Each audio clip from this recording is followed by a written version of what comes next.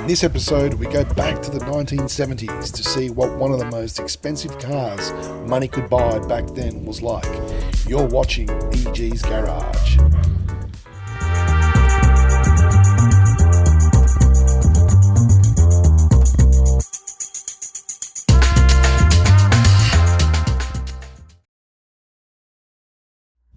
Hey everyone, thanks for watching. In this episode, we take a look at my 1977 Mercedes-Benz 450 SE W116 chassis. We'll cover a brief history of the W116 chassis and then check out the interior, exterior, pop the hood and check out the engine bay, plus some of the work that I've done so far and work that needs to be done in the future. Also, if you're in the market for a W116, then stay tuned as I cover some of the things to look out for. Let's go. The development process of the W116 started in 1966 and completed in 1969.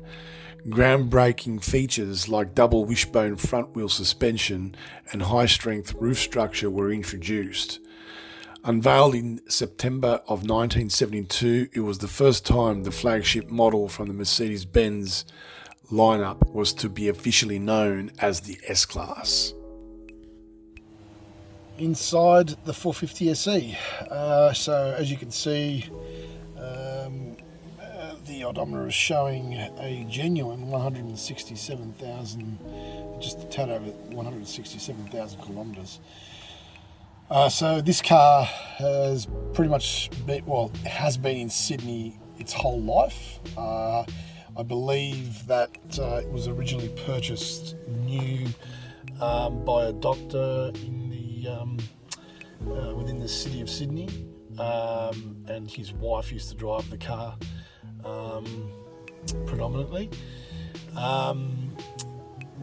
That person then sold it to the person I bought it from, and that elderly gentleman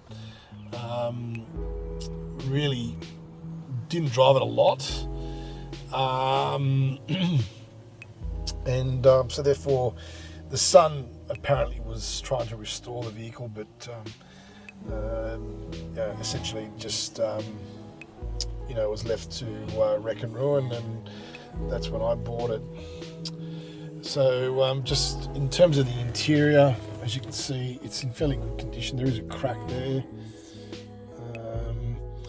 These 116s were available with either leather interior, MB Tex, and velour interiors. I think most of what came to Australia were MB Tex or leather. This is leather.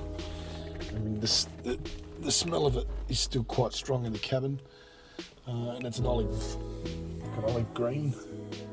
So it's quite a nice kind of combination, really. I know it probably shows up as brown on the camera, but it is actually green. Same with over there. That's the back. Quite a fair bit of work that needs to be done with on this car. Carpets are pretty average, so you've got quite a few tears there, and the driver's seat behind me here is needs doing as well. Still has the original Becker radio, which works.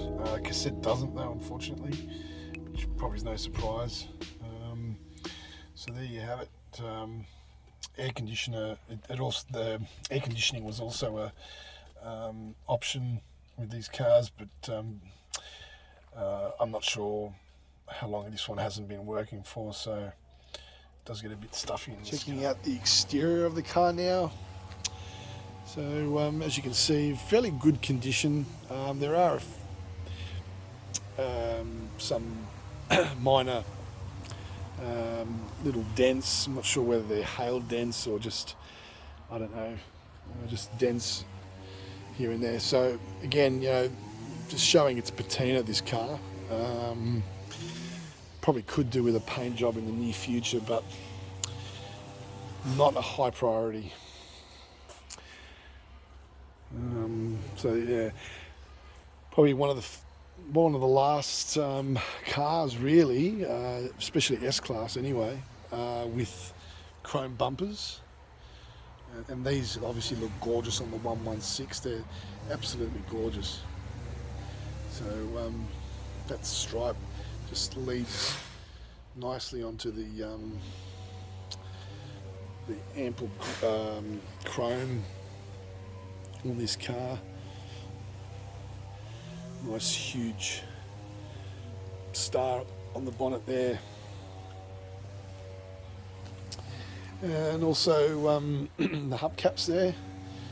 So these were, there were two options. Your bunt wheels, like the ones pictured here, or these ones. So they're just colour-coded hubcaps. Personally, I prefer the hubcaps.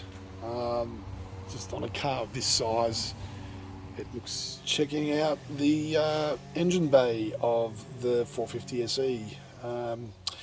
So quite a lot of work done by me since I've owned this car. So a couple of things that I should point out is the hood pad. So very rare to find one of these cars with that intact, and so these are fairly cheap. You can pick these up fairly cheap online. Getting it on is a different story. So definitely a two-person job. Just make sure that whatever you do, that you purchase the like a contact adhesive, like a really strong contact adhesive. I wouldn't bother about the OEM one; it's too expensive. But get whatever you do, just get a good contact adhesive. One of the other jobs I did was paint or refurb the air filter here, air filter cover. So that's a satin black that's got a high heat resistance. So it makes the car look nice. These just go rusty and the car looks terrible. So yeah, that's basically one of the first or second jobs I did on the car. New battery. Just the other thing before you, if you buy one of these cars and they've been sort of lying around, whatever you do, make sure you get the brakes checked. The fluid in there could be just sitting there for forever, and if it's got any water in it, then certainly you lose braking performance, and that's the last thing that we want.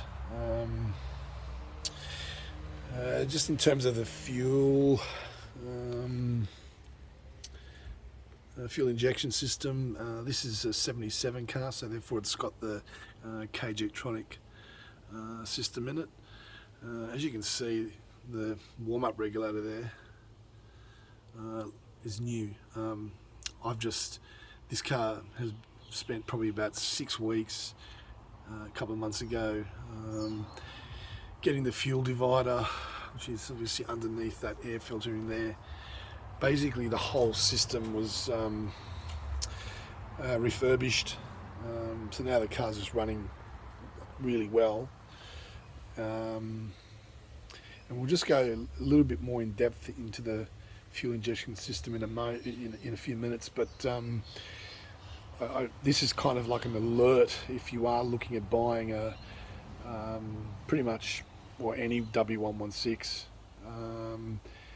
You really want to make sure, because I think that's the Achilles heel of these cars. It's they're old cars.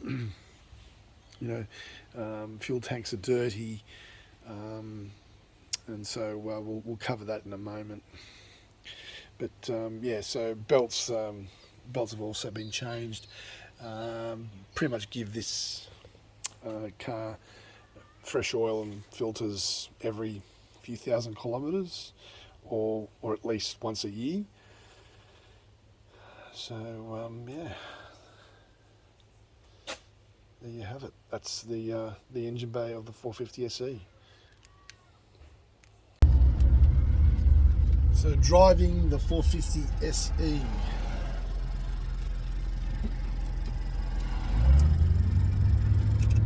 So if you've never driven a the V8 116 before, the best way I can describe it is it's definitely more muscle car than it is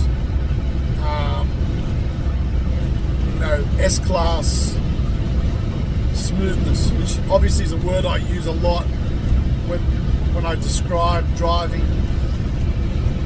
my W220, for example. The 116, it's a really it's a raw driving experience. That's probably the best way to describe it. Not only just from a handling perspective, but definitely sound. I'm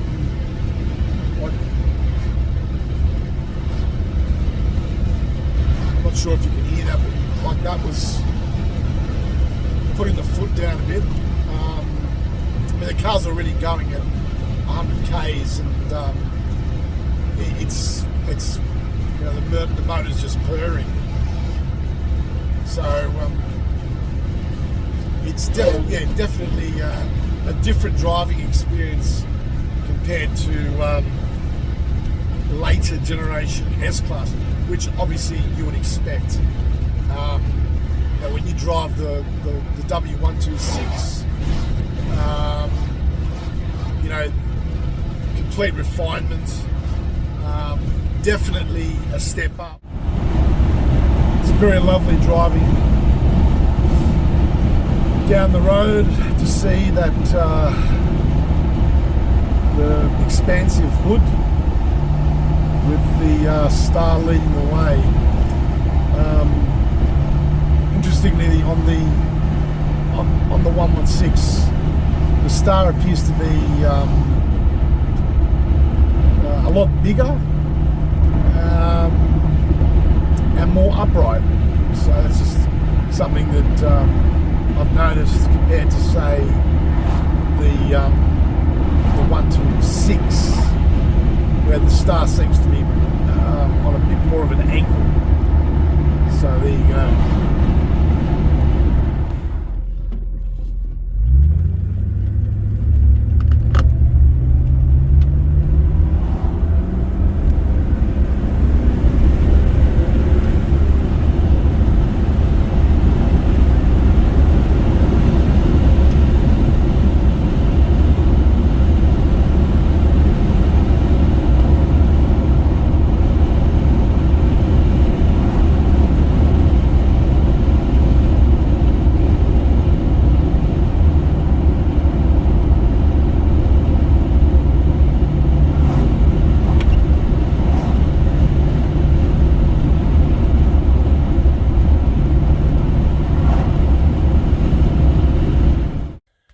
If you're in the market to buy a W116, here are a few things to look out for before buying. Remember, it's always best to buy the best example you can afford. Rust can potentially render a car a wreck. Common rust areas in the W116 is in the wheel wells, firewall, doors, and pretty much everywhere else. In my experience of owning a W116, the fuel system is probably the most important thing to check. I spent over $10,000 getting the fuel system sorted. Most of that was unfortunately spent with a mechanic that couldn't properly diagnose and rectify the issues in my car. There's simply not enough time to go through the complexities of the K-Jetronic system in this video. My advice would be is to take the car to a specialist that you have verified is knowledgeable on these Bosch fuel injection systems. And before they go ripping apart your motor, get your fuel tank cleaned as well as the fuel filter and accumulator. That just about wraps it up today, guys. Thank you very much for watching. I hope you found the content useful, enjoyable. Please like, share and subscribe to the channel. I have got some pretty good things coming up in the coming weeks. So do stick around and join in, and look forward to seeing you in the next one. Thank you.